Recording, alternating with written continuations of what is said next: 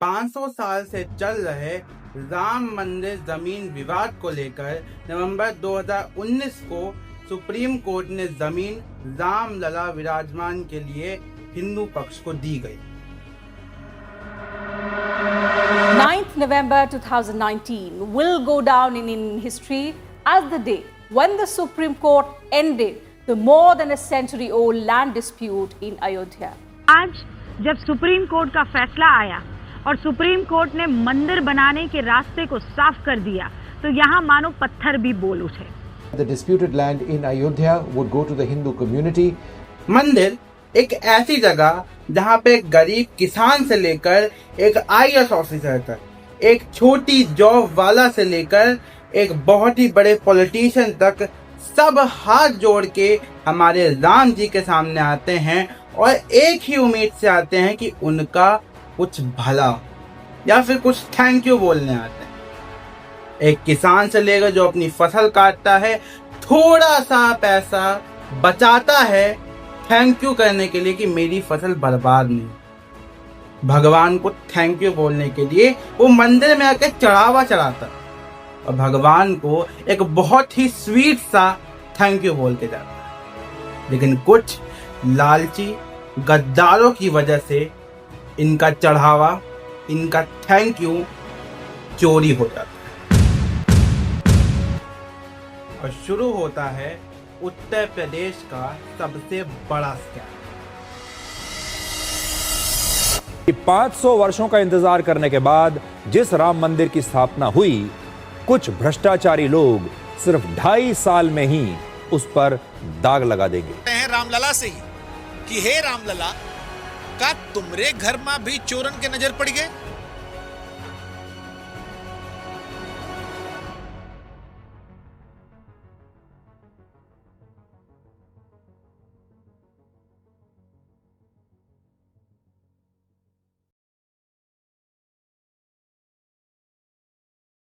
राम मंदिर, अगर मैं एक शब्द बोलूं तो आपके दिमाग में कौन सा मंदिर आएगा? आपके घर में एक छोटा सा जो मंदिर है श्री राम जी का, वो, या फिर कोई गली मोहल्ले का मंदिर? नहीं। अगर मैं एक शब्द बोलता हूं तो आज के डेट में सबसे पहली चीज जो आपके दिमाग में आएगी वो है श्री राम जी का जन्म स्थान अयोध्या का राम मंदिर।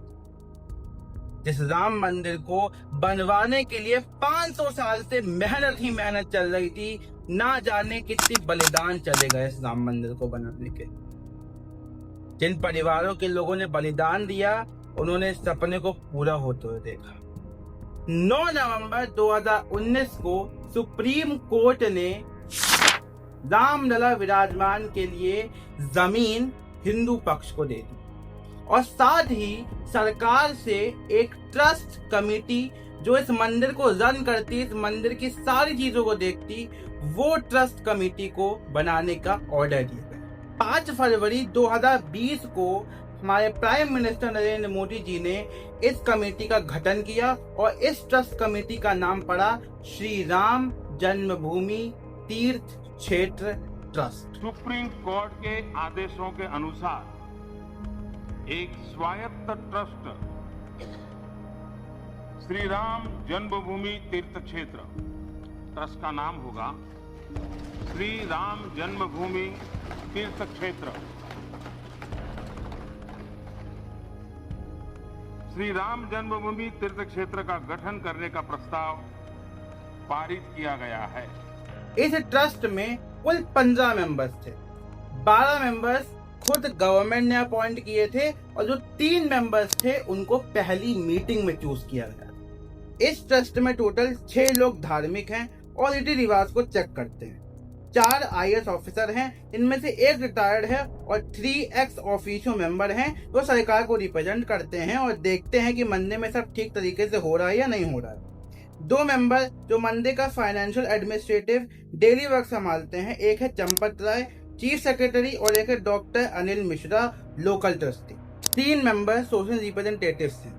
ये ट्रस्ट कमेटी बनाई तो जाती है मंदिर की देखभाल के लिए, लेकिन यहाँ पे खेल ही कुछ और चल रहा। 2021 में शुरू होती है राम मंदिर लैंड कॉन्ट्रोवर्सी। जून 2021 में आम आदमी पार्टी के MP संजय सिंह और समाजवादी पार्टी के नेता पवन पांडे ने राम मंदिर की जमीन से रिलेटेड बहुत बड़े खुलासे किए।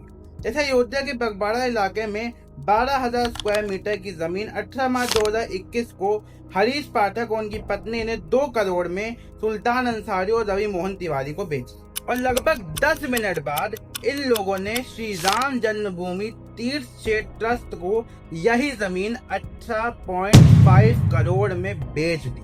हैरानी की बात यह है कि ये 2 करोड़ वाले रजिस्टर पे और 18.5 करोड़ वाले रजिस्टर पे इस ट्रस्ट के जो मेयर हैं डॉक्टर ऋषिकेश उपाध्याय और इसके लोकल ट्रस्टी हैं डॉक्टर अनिल मिश्रा, इन दोनों के साइन थे। लेकिन ये कोई स्कैम नहीं था, इसकी सच्चाई बाद में सामने आई। एक्चुअली हुआ क्या था कि सुल्तान अंसारी और रवि मोहन तिवारी ने ये जमीन हरीश पाठक और उनकी वाइफ से 17 सितंबर 2019 में खरीद ली थी और कहा था कि भैया जो 1.5 करोड़ हैं वो हम बाद में चुका देंगे, अभी 50 लाख एडवांस आप रखो।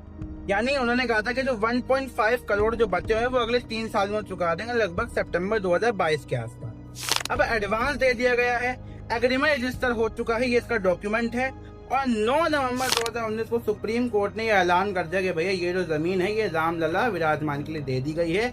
तो जो जमीन थी मंदिर की, उसके आसपास की जो जमीनें थी उसके दाम, उसके प्राइजेस ने आसमान छू लिया।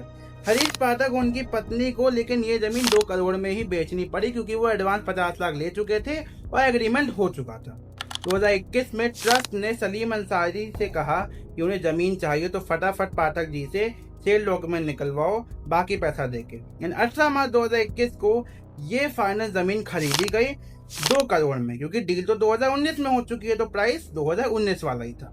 लेकिन 2021 में प्राइस लगभग बढ़ गए थे, इसलिए उन्होंने ये जमीन ट्रस्ट को 18.5 करोड़ में बेची।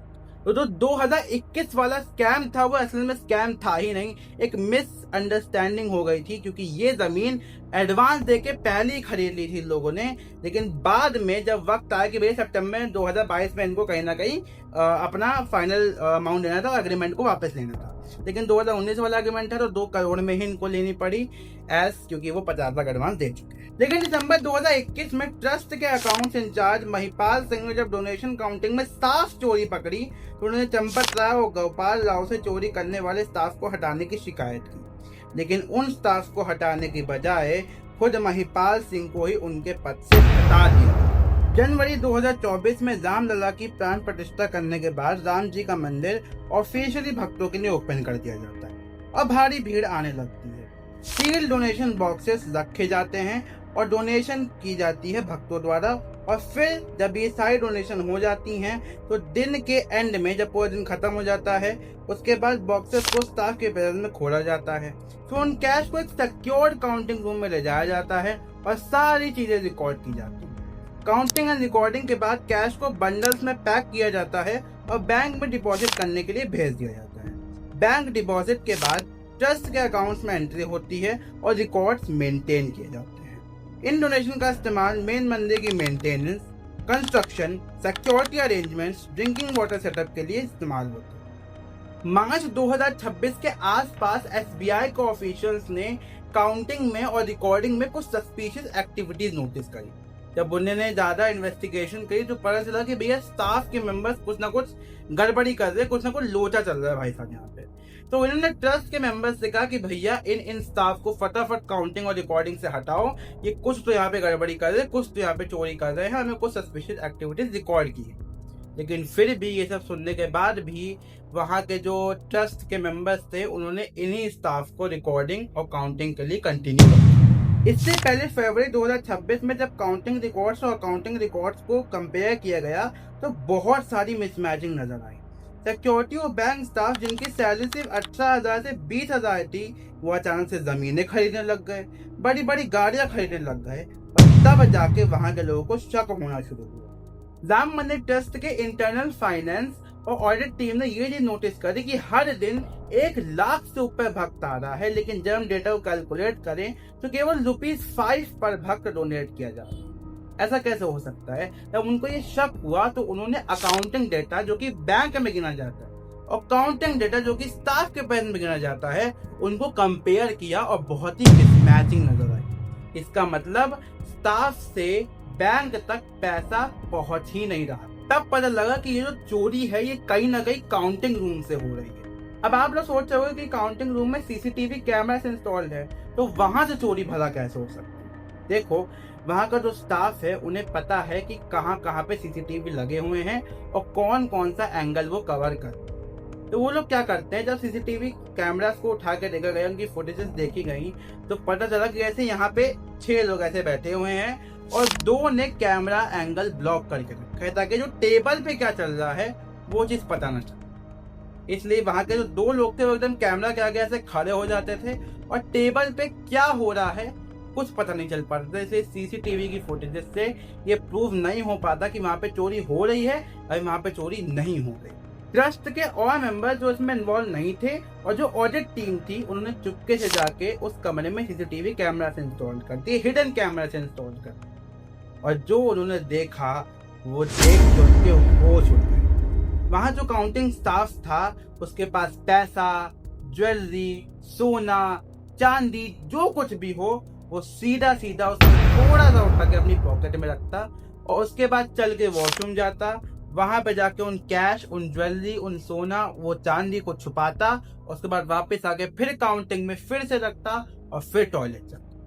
और उसके बाद जब वहां से उनकी छुट्टी होती, वहां से एग्जिट होता, तो उन सब को टॉयलेट से लेकर जेब में भर के मोजों में ठूस ठूस के वो चोरी करके वहां से ले जाते और कोई भी स्टाफ की चेकिंग वहां नहीं हो रही।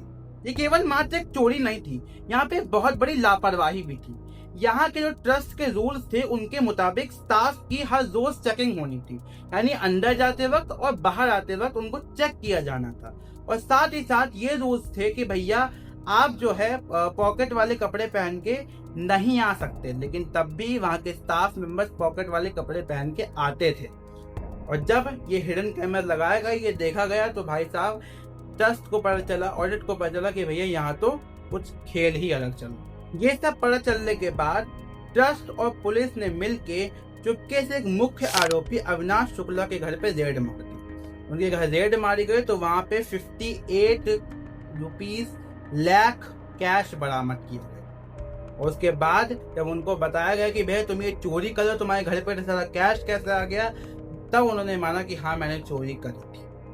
उसके बाद उन्होंने फटाफट से तुरंत के तुरंत वो सारा का सारा पैसा राम मंदिर ट्रस्ट कमेटी के अकाउंट में ट्रांसफर करवा दिया। अब भैया जब ये देखा गया, उनको ये जो मैटर था इसको कहीं ना कहीं इंटरनली सॉल्व करने की कोशिश की गई, लेकिन कब तक छुपता। 7 जून 2026 को अखिलेश यादव जी का ट्वीट आया कि भैया राम मंदिर में ऐसे ऐसी चोरी चल रही है, ऐसा ऐसा बवाल मचा है, यहाँ यहाँ रेड मारी गई है और भैया ये निकला। और तब मचा सोशल मीडिया पे राम मंदिर चोरी का बवाल। कहावत है कि बाढ़ ही अगर खेत को खाने लगे तो खेत की रखवाली आखिर कौन करेगा। और जब आरोप उस चढ़ावे पर लगे जिसे लोग भगवान का प्रसाद समझकर श्रद्धा से अर्पित करते हैं, तो सवाल सिर्फ और सिर्फ पैसे का नहीं होता, आस्था का भी हो जाता है। आपने इससे पहले गाड़ी चोर देखे होंगे, जेब कतरे देखे होंगे, बैंक लुटेरे भी देखे होंगे, लेकिन आज कहानी उन चंदा चोरों की है जिन्होंने अयोध्या में भगवान राम के घर में ही डाका डाल दिया। ये खबर एकदम आग की तरह फैली और सरकार पे नेशनल प्रेशर बढ़ने लगा। 13 जून 2026 को उत्तर प्रदेश के चीफ मिनिस्टर योगी आदित्यनाथ जी ने एक एसआईटी बिठाई इस मैटर को इन्वेस्टिगेट करने के लिए। एसआईटी की इन्वेस्टिगेशन हुई। सबसे पहले उन्होंने जो स्टाफ था उनका डेटा मंगवाया बैंक से, लगभग 7 बैंक का डेटा मंगवाया गया। और जब उन बैंक डेटा को स्टडी किया गया तो जिनकी सैलरी 18,000 से 20,000 प्रति महीने की थी, हर रोज उनकी बैंक में 16 से 18 लाख कैसे डिपॉजिट। जांच में पता चला कि काउंटिंग रूम में जो बिल बनाया जा रहा था उनमें अमाउंट कम लिखा जा रहा था। जैसे किसी बॉक्स से 10 लाख रुपीस मिले तो सिर्फ 7 लाख लिख के उसको वहां पे चिपका दिया जा रहा था और जो बाकी 3 लाख था वो जा रहा था इनकी जेब में। टिन्नू यादव जो चंपतराय के खास हैं, उसके पास काउंटिंग रूम और मनी डोनेशन बॉक्सेस की चाबी रहती थी, तो उसने बाकियों को मेन कीज देकर डुप्लीकेट कीज बनवा, जिनसे उनका चोरी करने का चांस और ज्यादा बढ़ गया। जब एसआईटी ने रेड मारना शुरू करी तो बहुत सी जगह पेपर्स मिले, जमीन के कागजात मिले बहुत सारा कैश मिला, बहुत सारा ज्वेलरी मिला, सोना मिला, चांदी मिला और कई कई जगह तो घर बनवाना शुरू कर चुके थे। ये सब जब शुरू हुआ 7 जून से, तो भाई साहब 13 जून को SIT बिठाई गई। ये सब इन्वेस्टिगेशन चल रहा था कि बीच में एक और बवाल उठ के आ गया। शिवसेना ने 1 करोड़ कैश और 4 किलो की चांदी की ईंट दान की थी, लेकिन उसकी उन्हें कोई रसीद मिली ही नहीं। उनका कहना है कि उनका दान मेन अकाउंट तक पहुंचा ही नहीं। Farmer IAS officer S Lakshmi Narayana ने 5 करोड़ के गोल्ड प्लेटेड रामचरितमानस दी, लेकिन उन्हें भी किसी तरह की कोई भी रसीद नहीं मिली। ये बवाल उठने के बाद लोगों ने सवाल उठाना शुरू कर दिया कि भाई ये जो दान इन्होंने किया है ये बैंक डिपॉजिट तक पहुंचा भी है या फिर ये भी बीच में उठा लिया गया। लेकिन 6 जुलाई 2026 को ट्रस्ट ने एक मीटिंग रखी थी, उसके बाद प्रेस कॉन्फ्रेंस करके दिखाया कि कोई भी दान चोरी नहीं हुआ है और सारे जितने भी दान किए थे उन सब की ऑफिशियल इमेजेस दिखा दी कि भाई ये देखो तुम्हारा दान एकदम सुरक्षित है, कोई नहीं चुराया है इसको। चंपत और डॉक्टर अनिल मिश्र ने रिजाइन कर दिया है, जो कि उनको कहीं ना कहीं करना चाहिए था। एज वो इस ट्रस्ट के बहुत ही सीनियर हैं, चीफ सेक्रेटरी हैं और लोकल ट्रस्टी हैं, तो कहीं ना कहीं उनकी रिस्पॉन्सिबिलिटी थी इस चीज को देखना कि भैया कहाँ पे क्या गलत हो रहा है, उनकी मौजूदगी में इतनी बड़ी चोरी हुई है। अनऑफिशियल क्लेम्स ये भी कह रहे हैं कि ये चोरी 200 करोड़ तक की हो सकती है, तो मेरे हिसाब से 200 करोड़ तक की चोरी तो छोटे मोटे आदमी नहीं करेंगे जो अभी तक गिरफ्तार हुए। 200 करोड़ की चोरी इनके बस की बात नहीं है, ये कोई एक बहुत ही बड़ी पावर है, वो इनका लीडर है जो अब तक पकड़ा नहीं गया है या पकड़ना चाहते हैं। बाकी देखते हैं आखिर क्या होता है। इन्वेस्टिगेशन अभी भी चल रही है, रिपोर्ट्स जा रही हैं, आगे देखते क्या होता है। आप ही क्या राय है कमेंट सेक्शन में बताइए। मिलूंगा अगली वीडियो में। जय हिंद।